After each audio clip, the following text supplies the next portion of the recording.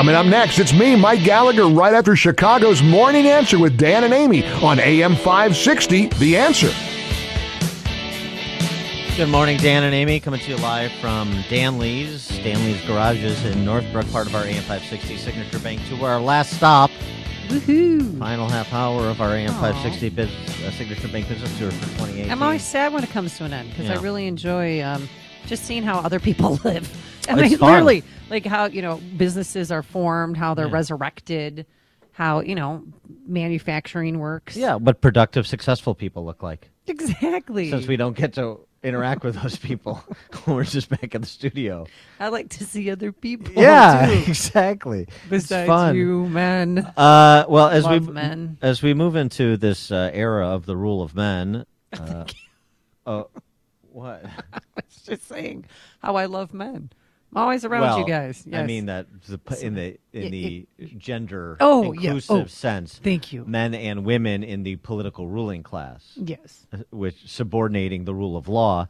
It's healthy to perhaps, I don't know, reflect back upon the founding principles as expressed in the founding documents and understand the basis of the United States Constitution and the arguments that were made by the exceptional minds that have made them over the course of our nation's history. Perhaps people before us knew a thing or two that may still be relevant in this day. I know that that's a proposition that isn't as popular as it used to be, but I still cling to it, as one former president might say. And so interested in this new book, The Lives of the Constitution, 10 Exceptional Minds That Shaped America's Supreme Law, by a J.D. from Fordham and fellow in constitutional law at the Claremont Institute. He is Joseph Tartakovsky, and he joins us now. Thank you for joining us. Appreciate it. Hey, thank you for having me, Dan and Amy. So this kind of hybrid of biography and history about our Constitution, kind of give us the impetus for putting together this book and not just excerpting the Federalist Papers and republishing those. Well, thanks. And sorry, by the way, spring hasn't arrived there yet. I'm calling from San Francisco, so I feel I'm sorry you have to live in Pelosi land. Yeah. Return the In favor. Silicon Valley, Yeah. where they don't believe in Christians. No, just kidding. Well, to answer your question, it is that I tried to figure out what has given us the principles and the strength to have lived under the Constitution for now 9 generations. I mean, it's an extraordinary thing. It's an extraordinary run. I took a different approach than most books on the Constitution. They're usually sort of a recitation of famous Supreme Court cases. But you brought up the rule of law versus the rule of men. I guess to borrow from a figure in the book, Woodrow Wilson, who was sort of a provocateur on these things, he made the point that actually it is, in a way, a rule of men versus law, and in the inclusive sense, in the sense that it matters very much who are judges, who are leaders, who are people. The character of the people matters very much, in the sense that it was important to have a Lincoln as opposed to a Buchanan at the right time in the right place, or a Washington over an Aaron Burr. So I find that the story of individual people, their acts, our experiences, our wars, our culture, changing technology, all of this plays an important role and has played in interpreting our Constitution. Well, let's talk about the history and the meaning of the Second Amendment and how it applies to gun control today.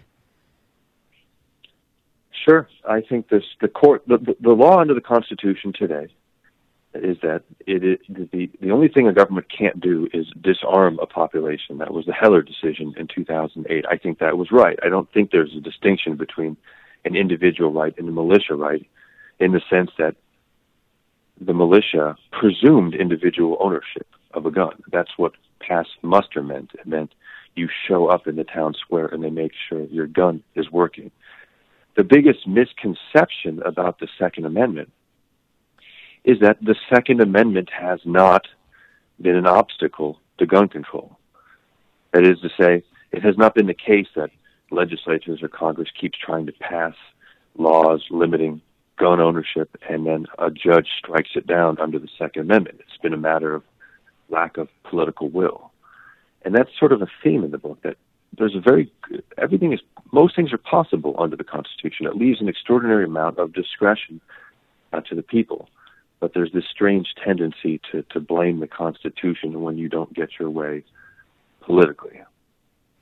Right, and Milton Friedman observed this too about kind of the interventionist nature of the leftist intellectual elite, about the arguments that they have to make, which are easier to, I guess, stomach than the arguments of the restrained individual, the individual that believes restraint on government. For leftist intellectuals, you say, well, this is a bad thing that's occurring, and here is the evil cause of it, and so let's make a law to deal with the evil cause and eliminate the bad thing, assuming, of course, that the law will not exacerbate the problem, will always minimize the problem.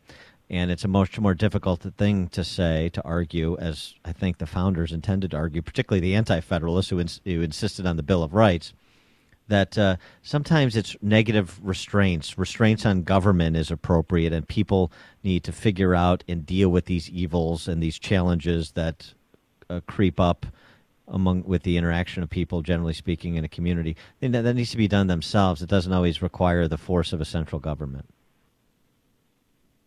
Yeah, that's true. And I explore that particular topic through Tocqueville.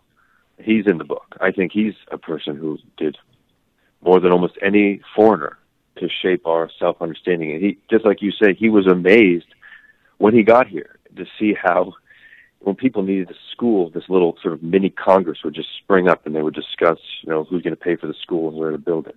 But no one would appeal to the state government. Or when he talked about how in Europe they had fire departments, he thought we didn't have those in America. I don't know if that's quite accurate, but he just noticed that when a fire would break out, all the neighbors would just rush in, no authority in sight, and that has been an important part of our culture. This is how we have self-government.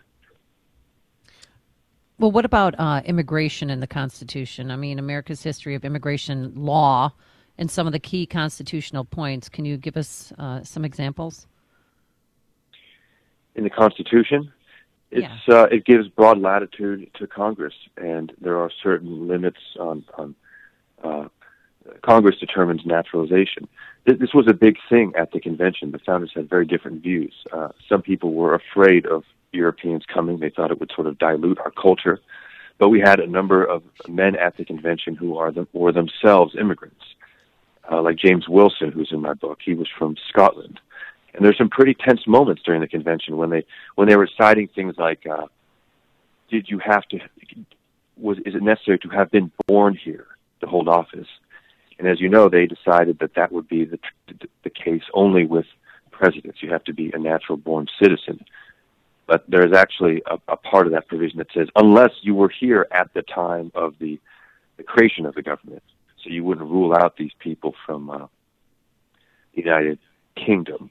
I think they had James Wilson wanted to bring more immigration. Some of the founders wanted more restriction. Thomas Jefferson has I think it's his first annual message to Congress, thought that we ought to loosen it up. We were making it too hard to become citizens. So the Constitution on immigration, like on a lot of things, gives us a lot of latitude.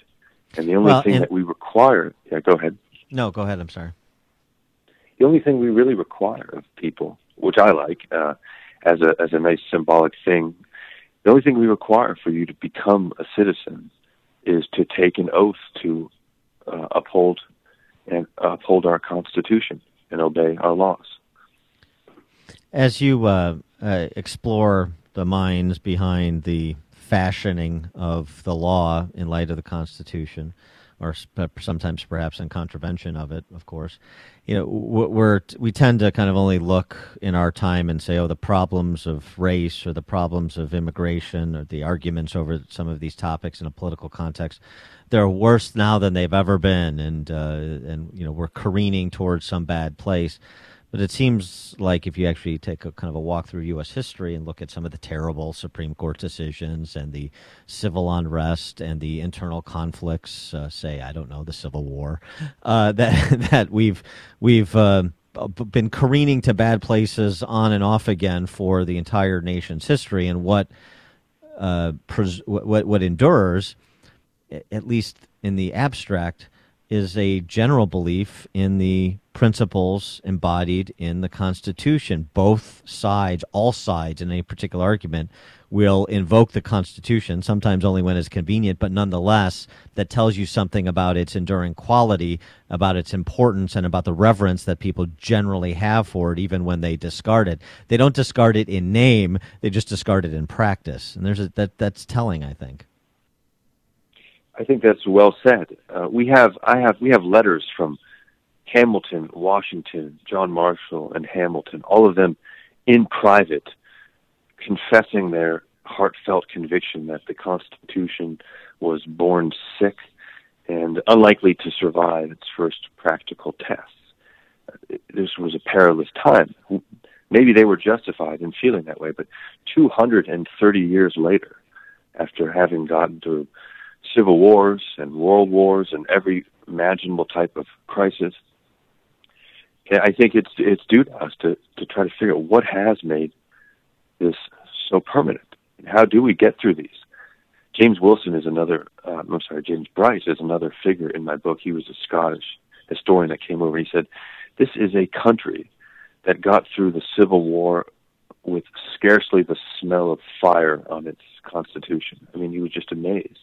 We continued to have elections during our Civil War. So I think that's right. I think, and it just may be that this sort of anxiety about our Constitution that we feel today, but which we have always felt, is part of the reason why we keep getting. I mean, we think hard about preserving our Constitution in every generation, and it's carried us through. He is Joseph Tartakovsky. He's the author of the book, The Lives of the Constitution, 10 Exceptional Minds That Shaped America's Supreme Law. He's a former Deputy Solicitor General in Nevada and a James Wilson Fellow in Constitutional Law at the Claremont Institute. Joseph, thanks so much for joining us. Good luck with the book. Thank you both. I appreciate it. And he joined us on our turnkey.pro answer line.